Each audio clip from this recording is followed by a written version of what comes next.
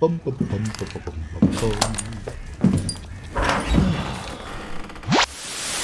Salut les petits gnous, c'est Galaga. Alors dans cette petite vidéo, nous allons parler encore des Twitterphiles, et puis c'est rigolo les Twitterphiles. Et nous allons parler aussi de Emmanuel Macron, parce qu'il est rigolo Emmanuel Macron. Alors, il y a quoi là-dedans? Il y a un article de Voltaire.net, non, de voltairenet.org. Qui date du 2 janvier 2023. Le candidat Emmanuel Macron a assuré avoir été victime de hackers russes lors de sa campagne électorale de 2017. Bah, ils sont partout, les hackers russes, dans les villes, dans les campagnes. Ceux-ci seraient responsables de la fuite des emails de son équipe de campagne. Cette responsabilité des services secrets russes n'a jamais pu être établie et les mails divulgués n'ont jamais été démentis. La dernière livraison des Twitterphiles atteste sans doute possible que la CIA a participé aux réunions du FBI avec divers réseaux sociaux. L'agence a fait pression sur Twitter, Yahoo, Twitch, Cloudflare, LinkedIn, même là, et le groupe Wikimedia pour censurer les arguments des opposants au président Emmanuel Macron lors de sa campagne électorale de réélection en 2022. Bien sûr, la CIA a justifié son action en prétendant lutter contre une prétendue désinformation russe. Les méchants russes, c'était marrant. Tu vois les Russes qui ont fait élire Trump, quoi. C'était Poutine qui avait dit, oui, bon, si vous dites ça, c'est que vous pensez que la Russie est capable d'agir sur les États-Unis comme si c'était une république bananière, ou que vous pensez que les États-Unis sont une république bananière. Bon, c'était rigolo. Alors, allez, vas-y, on va aller avec le Téhéran Times. Ouais, encore des horribles. Alors, on va voir qu'est-ce qu'ils disent les ayatollahs. Tac, traduire. La CIA dicte à Macron de quoi dire. Le chef du renseignement iranien le dit. Alors, c'est un article du 7 décembre 2022 à 21h20. Téhéran, le ministre iranien des renseignements, Seyed Esmail Khatib, c'est lui, a déclaré qu'il n'était plus nécessaire que le président américain définisse les politiques du président français Emmanuel Macron. C'est plutôt la CIA qui lui dit. C'est quoi dire et quelle position adopter. Hein, le bien cambré. Vas-y. Khatib a également établi une comparaison entre les dirigeants actuels et anciens de la France et de l'Allemagne, affirmant qu'une fois les dirigeants de ces pays ont présenté les oppositions d'indépendance européenne vis-à-vis des États-Unis et ont joué un rôle important sur la scène mondiale. Indépendamment de la question de savoir si l'influence qu'ils ont exercée était bonne ou mauvaise, le nom des dirigeants de ces pays est inscrit dans l'histoire européenne, a déclaré le ministre dans une interview à l'agence de presse IRNA et au journal iranien publié mercredi. Le ministre du Renseignement faisait très probablement référence à l'ancien président français comme Charles de Gaulle, qui a dirigé la France de 1959 à 1969, et au chancelier allemand Gerhard Schröder, qui n'a pas cédé aux pressions américaines. Avant l'invasion américaine de l'Irak en mars 2003, les dirigeants français et allemands se sont fermement opposés même, quant à faire des liaisons, hein, t'as y aller jusqu'au bout, à une attaque contre le pays au point que l'ancienne secrétaire d'américain Condoleezza Rice a déclaré que Washington punirait la France et ignorerait l'Allemagne, où le secrétaire de la défense, George W. Bush, Donald Rumsfeld, a fait des remarques désobligeantes contre la France et l'Allemagne et les a qualifiés de vieille Europe, ou les méchants. Même le chancelier Helmut Kohl et Angela Merkel, tous deux de l'Union chrétienne-démocrate, ont fait preuve de circonspection dans leurs commentaires sur la politique étrangère et ont été considérés comme des politiciens astucieux et de poids. Il y a des distances astronomiques entre les dirigeants actuels et anciens de la France et de l'Allemagne. Oui. Par exemple, comparé maintenant avec l'actuel président de la France, qu'il n'est plus nécessaire que le président américain lui dise quoi suivre, mais qu'une source corrompue de bas rang au sein de la CIA lui dicte quoi dire et quelle position prendre, a déclaré le ministre. Il a ajouté, ce sont plus des dirigeants indépendants et puissants, ce ne sont plus ces dirigeants indépendants et puissants des premiers pays européens. Et oui, ruff. Ouais, t'as de la papate, t'as raison. Ces pays sont devenus des partisans des sionistes, oulala les méchants, et des États-Unis, même s'ils font parfois des gestes d'indépendance, a-t-il fait remarquer. Le président français a ouvertement soutenu les manifestations en Iran. Il a récemment rencontré Ahmadinejad, ouais, je sais pas qui c'est, que le ministre des Renseignements a qualifié de clown politique. Elle a eu un tête-à-tête avec Macron à l'Élysée le 11 novembre. Après la rencontre, Macron a exprimé lors d'une conférence à Paris son respect et son admiration dans le contexte de la révolution qu'il mène. Le 14 novembre, Macron a également qualifié les manifestations en Iran de révolution. Il se passe quelque chose d'inédit, a déclaré Macron dans une interview. Les petits-enfants de la révolution font une révolution et la dévorent. Miam miam. Khatib a déclaré que les positions de Macron contre l'Iran avaient d'autres raisons, notamment la traque et l'arrestation de 2 membres des services de renseignement français par le ministère iranien des renseignements. Ah. Selon le ministre, seule une partie des missions de ces deux espoirs ah, fatigue. De ces 2 espions français a été révélée. Nous n'avons pas encore révélé le sujet le plus important et le plus influent. Khatib a déclaré Macron comme une personne naïve qui se laisse facilement tromper. Il a qualifié sa rencontre avec Massi Ahmadinejad de honteuse. Macron, en tant que dirigeant de l'un des pays européens les plus importants, non, on est en train de se tirer mon disait là, a répété que ce clown politique lui avait dit et a porté atteinte à sa réputation. Ok, il a également souligné le soutien de la France à Saddam Hussein dans sa guerre contre l'Iran dans les années 80, oui, notamment avec la livraison d'avions de chasse Mirage à l'Irak.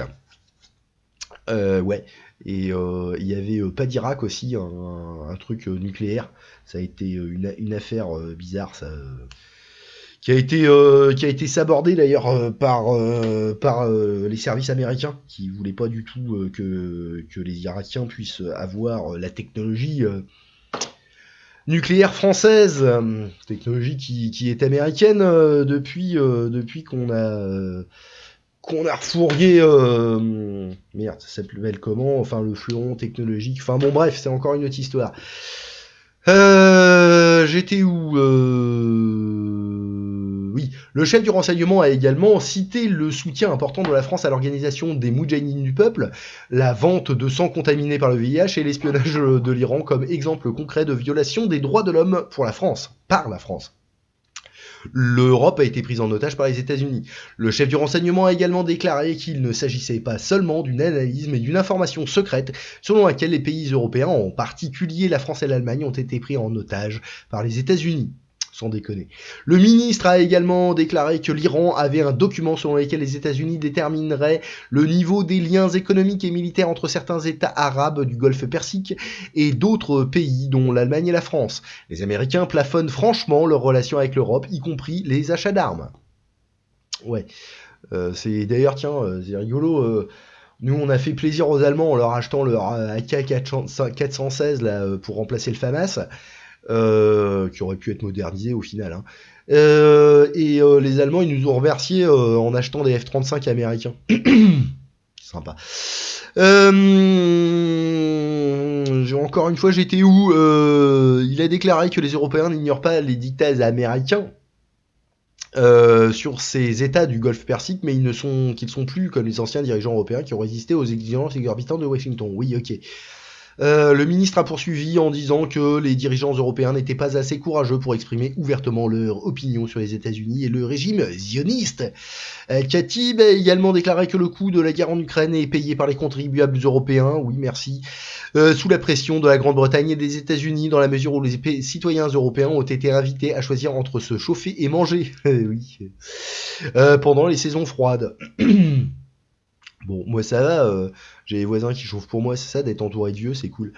L'Iran a exercé une pression sans précédent de la part de l'Occident sous les accusations de violation des droits de l'homme, au point que, sous le parrainage de l'Allemagne, les conseils des droits de l'homme des Nations Unies a adopté le 24 novembre une résolution contre l'Iran qui a été majoritairement soutenue par les pays occidentaux.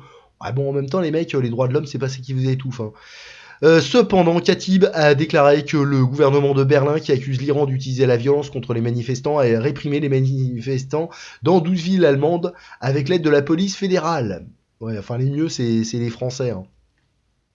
De plus, cela viole les droits des minorités tels que la discrimination éducative contre les étudiants étrangers vivant en Allemagne, le racisme exercé contre les femmes portant le hijab, ouais bon arrêtez vos conneries là, faut arrêter avec le hijab aussi, hein.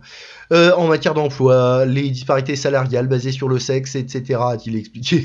Oh les mecs ils se foutent pas de la gueule du monde quand même, c'est rigolo. Le ministre a également prédit que les dirigeants des pays qui soutiennent les troubles en Iran devraient attendre, oui oh là, beau, joli, devrait attendre que des pays des troubles dans leur propre pays, putain, parce que c'est le destin divin. Allah l'a dit. Il a déclaré dans une déclaration conjointe publiée par le ministère des Renseignements et de l'Organisation du Renseignement c'était quoi ça? J'étais où? Ah ouais, il est revenu en anglais, d'accord. Pourquoi il sautait le con? Ministre de l'Organisation du Renseignement que la présidence d'Américains au siège des groupes séparatistes militants du Kurdistan irakien avait été révélée. Oui, évidemment. Récemment, des hommes d'État allemands ont également effectué des visites dans la région du Kurdistan irakien et ont rencontré ces séparatistes terroristes armés et ont fait des promesses. Cela ne restera certainement pas sans réponse, a-t-il ajouté. Ouais. C'est le bordel. Et donc... Ah, pause. Ah, fin de la pause, parce que je suis retourné chercher un truc que j'avais oublié. Tiens, en attendant, hop, un petit... N'oubliez pas. Voilà, très important. Et on va donc se fader ça, ça sera la fin Musk est du dans un truc. rapport de force avec l'Europe qui est violent.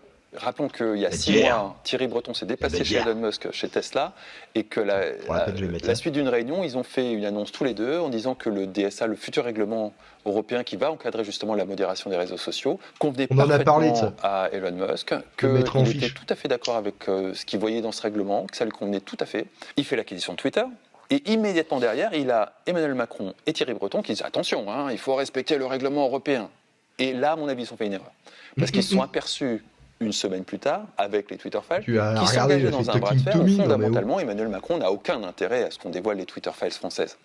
Donc, est-ce qu'il va utiliser cette menace pour obtenir des choses du gouvernement français européen ou continuer exactement comme il fait aux États-Unis? Moi, je veux savoir, la vérité, à quel point ils ont censuré les ça dépend de ce que vous pensez d'Elon Musk, en fait.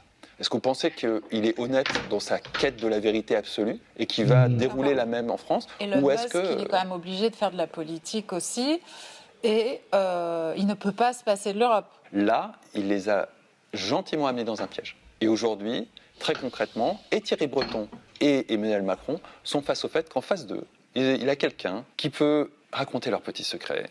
Parce qu'à l'évidence, si le FBI, la CIA et les services de renseignement américains étaient en coopération directe avec tout, ce qui est normal, hein, dans l'absolu, mais également quelques ONG, machin, on a tous envie de savoir comment ça se passait en France. Comment la modération politique était. Veut savoir. Vous parlez d'une forme de chantage. Tout à fait, absolument. Bah oui. Alors, c'est une hypothèse. Peut-être que c'est un chantage. Dans quel cas, ça serait de la politique. Peut-être que juste, il va continuer sur sa lancée américaine, et dans quel cas, ça serait pas de la politique. Ça serait autre chose, ou une autre façon de faire de la politique. Parce que si... Voilà, bon bref. Moi je veux savoir les Twitter Files françaises, je veux être au courant. Bon, bah voilà, bah si ça vous a plu, pouce en l'air, sinon pouce dans le cul, cloche sur la tête, phagocytage d'algorithme et tout ça. Allez, bisous les petits gnous, à plus.